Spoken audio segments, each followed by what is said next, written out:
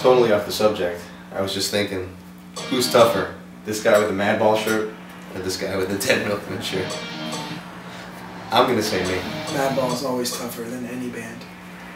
Tougher than the Dead Milkmen are dead. It's pretty tough. Are they dead? Well. But they were milkmen when they were alive. They were very threatening. Well. But they're milkmen are lovers. They're lovers, yeah, lady killers. Yeah. They ruined their home records. It's got the milkman's eyes. Alright. Let's do an interview. You want to do an interview? Yeah, let's talk about how this record came to be. Yeah? Yeah. I used to sing in Shai Hulud a long time ago. It's true. Galaxy far, far away. Yeah, and then Matt, I've been a fan ever since I wasn't in the band. And Matt hit me up about producing the new album when I was on tour in Europe. Well, I think you're... England.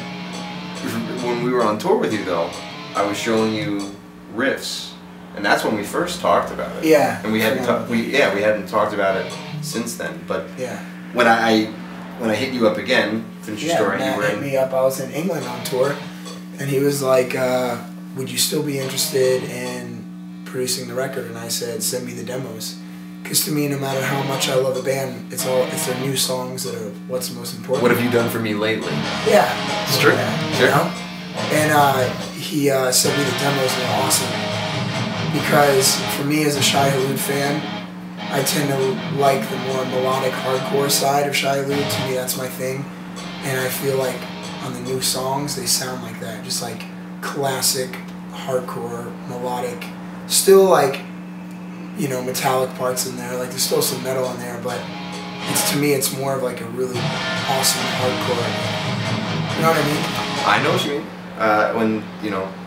When we did our first record with Metal Blade, it was, I don't want to say it was a time that sounds silly, but I think Fletcher and I were just listening to a lot of progressive metal. So we really started like, let's get it crazier, let's make it crazier and crazier. And then we really went probably the craziest in technicality that we ever did on Misanthropy Pure. And I love the record. You know, this one we're working on right now hasn't come out yet, so I can't say what my favorite is, if this will be. But currently, Misanthropy Pure is still my favorite Shai Hulud record because it's, you know, everything that I love, hardcore. This one beats that one. Well, I mean, yeah, it smokes that. It may very well. But what I'm saying though is that, you know, it's got all of the hardcore and metal and the technicality and the emotion that I like. But when we got that record back and we listened to it, and forget about listening to it, trying to play some of it live is just well beyond most of our abilities. Yeah, beyond our abilities. So when we started writing for this new one, it was mainly Fletcher that said, you know, let's try to not make things as crazy as we did on the last record. And focus more, and I agree, because this is what I tell everybody all the time, focus more on emotion. Shai Hulud gets penned or pegged as being a technical band, and being technical has never been my goal. All I ever wanted to do was be unpredictable and sound just a little different than everybody else. And in doing so, sometimes I go too far. So I think with me and my progressive influences going one way, and Chad wanting to keep what he knows, tame the beast, and what he knows Shai Hulud's music as, and Shai Hulud's music that hit him the most. You know, we've got two people going the opposite way, and it's a nice tug of war where we came in the middle. So, like you said, I think it's a we came right in the middle. It was a tug of war, and we came in the middle. We came in the middle. You heard it here.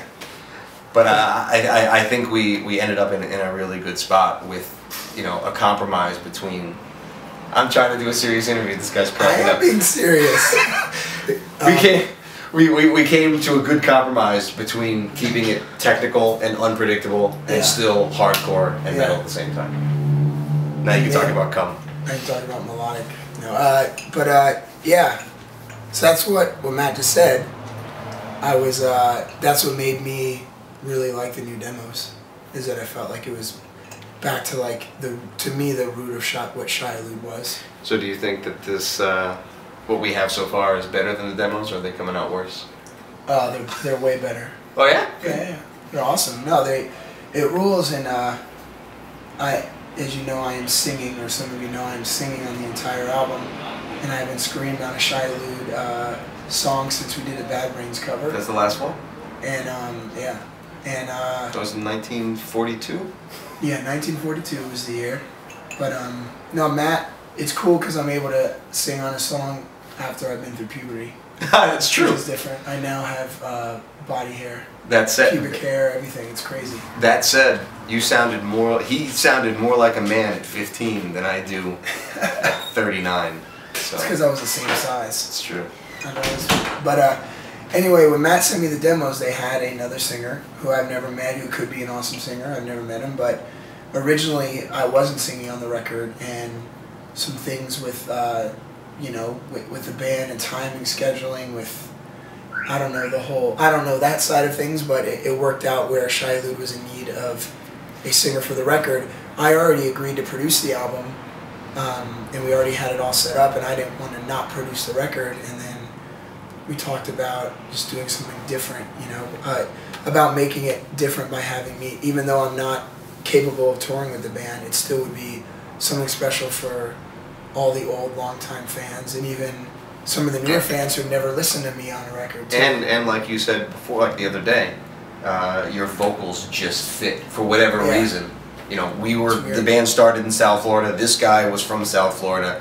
We had no idea what the hell he sounded like. He was a 13, 14-year-old bratty little kid. Still and he still is.